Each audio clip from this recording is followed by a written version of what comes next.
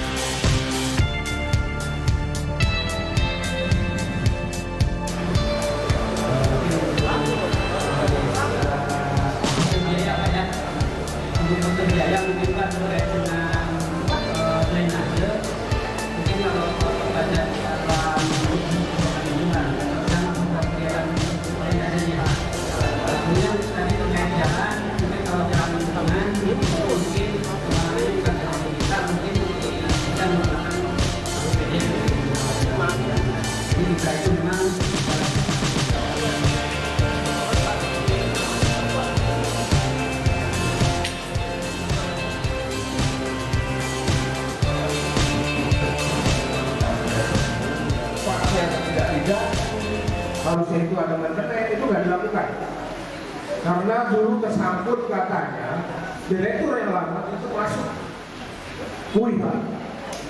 Nah, habis itu dananya nggak turun lagi katanya. Nah itu, lantas kenapa? Persoalannya motor, yang kedua itu tekanannya presurnya kurang. Jadi kalau kita pagi itu Pak Camat juga merasakan juga kalau nggak pakai pompa ya. Itu merasakan itu nggak ada presurnya, tekanannya nggak ada. Pak. Nah dan kita bentak bayar loh Pak. Dengan air kotor seperti itu kita bayar. Nah mungkin itu aja Pak. Terima kasih. Assalamualaikum warahmatullahi wabarakatuh.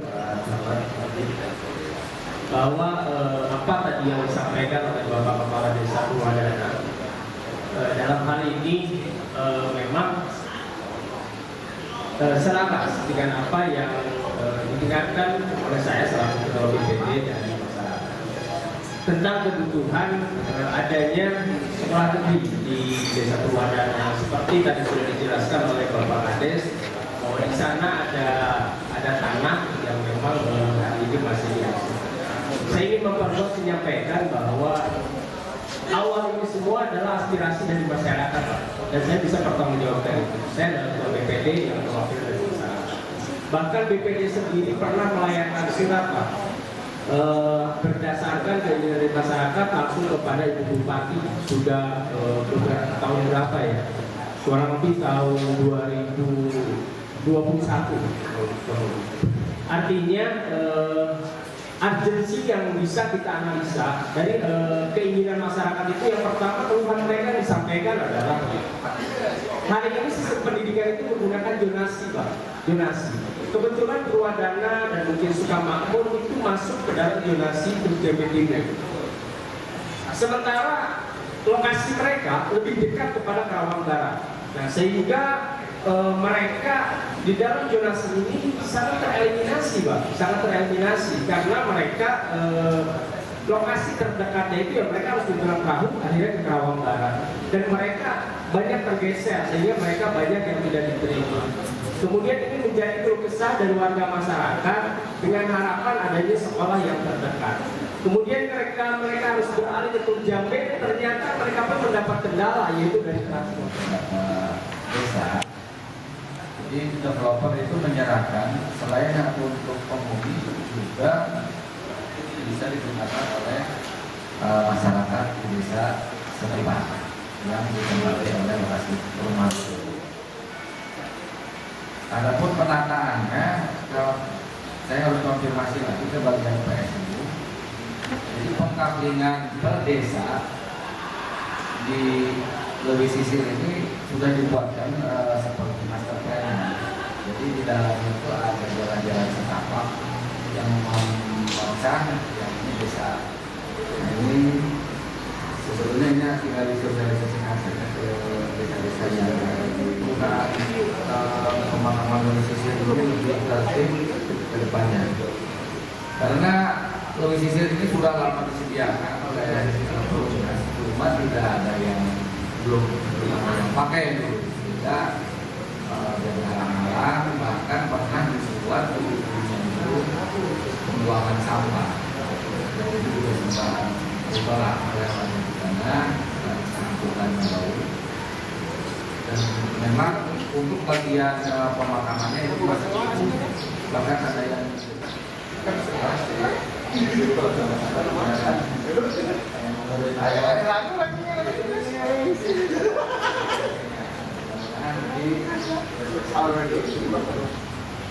Kemudian untuk yang kedua masalah PAM ini, karena PAM itu sudah menjadi BUMD ya, dan itu kita tunggu aja nanti action dari dirut yang baru gitu ya. Yang kedua yang ada sekolah tadi ODGJ yang berserakan di pinggir-pinggir jalan, mereka pun perlu dilindungi ya. Ini saya minta itu aja, sisihkan, saya tanah yang kedepannya bertanggung jawab untuk menjaga itu. Kalau sekarang dibiarkan saja, ya begitu banyak yang nyerobot yang memanfaatkan tidak jelas. Nah, jangan salah, warga saya warga Karabat udah 4 orang yang dimakamkan di situ. Sempat ada teguran dari masyarakat itu tidak menerima. Nah ini karena apa tadi berubah untuk penggunaannya, ya itu aja. Terima kasih. Ya jadi gini Pak Tuan, sebelumnya kita sudah dijanji regulasi gitu. Jadi kita harus buka dulu ya tupoksi DPRD-nya itu tentang regulasi, yang kedua tentang penganggaran, yang ketiga tentang pengawasan. Nah ini salah satunya juga ada di penganggaran tentang pengawasan tupoksi kami ketika hadir di musyawarah, karena sesuai regulasi sesuai undang-undang bahwa memang usulan LKA harus dari bawah gitu. Terkait tadi kalau saya dulu konsepnya dengan izin Pak Camat, kalau yang lama punten bukan yang membandingkan gitu kan, ketika musrembang gini. Tadi kan saya tanya, biasa Bapeda memberikan pagu atau ada desa-desa mana skala prioritas, ada program gitu ya. Nah, berapa usulannya, begitu kan, gitu kan. Nah, biasanya nanti misalnya desa itu ada 5 usulan, nah 1 udah ditanggulangi sama OPD misalnya, 1 oleh kecamatan sendiri. Nah nanti sisanya yang 3 ini biasanya mereka membagikan usulan itu melalui tadi yang dijelaskan oleh Pak Wakil Ketua melalui pokok pikiran DPRD. Nah, gitu. Jadi saya biasanya kasih itu Pak, bukan draftnya. Kalau yang sahabat yang lama dikasih dulu draftnya, gitu kan. Skala prioritas Bu ini dari 10 desa ada sini desa semua ya, 10 desa gitu kan, 10 prioritas. Nah kita tandai, nah jadi ada komitmen bersama antara kepala desa di PPN yang di bawah, pemerintah daerah, kabupaten dan juga DPRD dan desa. Karena anggaran itu APBD kalau PRS tidak akan sah, tidak akan terwujud kalau tidak ditandatangani atau dibahas oleh DPRD. Itu lucu ya. Jadi poinnya saya minta setelah musrembang kecamatan, biasanya bagian di kecamatan apa sih PND ya. Nah nanti kita draftnya mana tadi kita sepakati, tadi kita lagi prioritas ini. Dari dulu sebenarnya 2 tahun saya Pak Rusman minta dibangun itu kecamatan minta pindah tuh dari 2 tahun yang lalu gitu kan, tapi baru terrealisasi sekarang gitu. Jadi dulu kita itu dipusatkan 2 hektar untuk pandemi COVID, tapi alhamdulillah tak ada yang dimakamkan lah di dunia, gitu kan, nggak ada yang dimakamkan di situ, gitu kan, alhamdulillah kan. Jadi masih butuh ada 8 hektar di sisi itu, gitu ya. Jadi dari konsep pun saya sudah bahas dengan Bapeda, saya jujur sebentar Pak Waktu ini catatan buat kita, karena di musrembang itu harus ada hadir pelanggan yang berbeda. Mana? Oh ada, ibu bagian, oh tadi itu berbeda, ibu sudah berbeda. Ya, jadi, nah maksud saya, gitu, kenapa harus hadir? Jadi yang dilaksanakan 2023 harus disampaikan. Nah itu 2024 perencanaannya apa aja itu sudah bisa direalisasikan, gitu ya. Gitu. Tadi kan ada komplain soalnya, jadi udah dipelajari. Dan juga seperti apa? Jadi bapak harus buat yayasannya dulu, nah ya, buat badan hukumnya dulu. Gitu ya, dan itu bukan nanti dananya dari 78 miliar, bukan hanya stempel, tapi dana hibahnya nanti karena pembangunan artinya di PUPR ya, kalau bangunan gitu, di bangunan di PUPR ya, oke. Jadi makanya bagi dulu Permendagri 77 tahun 2020, oke? Ya, mungkin itu tadi saya bahas sedikit logistiknya karena ini juga masuk ke wilayah saya di Teluk Jambi Barat, Desa Wanasari, karena saya tahu betul bagaimana logistiknya akan dibangun oleh TPS awalnya. Saya protes kalau untuk TPS karena penggunaannya dan masih tertulis di ASN itu untuk TPS. Ya, oke ya, logistik. Terus yang kedua, untuk kaitan karena tadi disebutkan Teluk Jambi Barat, bukan saya prioritaskan Teluk Jambi Barat yang asli situ, ada jalan Sukamakmur, Karangida, itu tahun ini drainasinya dulu. Kenapa saya drainasi dulu sebelum jalan? Tadi kan Pak Lurah juga yang di situ usulan juga, karena saya itu kan ada petani pinggir-pinggirnya. Kalau kita jalan dulu, sipil, saya bukan orang sipil, tapi saya melihat kenyataan di lapangan. Kalau kita jalan dulu baru drainasi, nggak benar jalan, kasih jalannya ubah. Makanya harus drainasi dulu, Bapak Ibu. Bukan ya, saya bukan orang sipil, saya bukan orang teknik. Tapi lihat Ibu perhatikan, kalau kita perlu jalan, Pak Nusra mungkin Pak Suryana, yang lapangan juga. Makanya usulan kalau mau ada jalan, drainasi dulu yang dibetulin.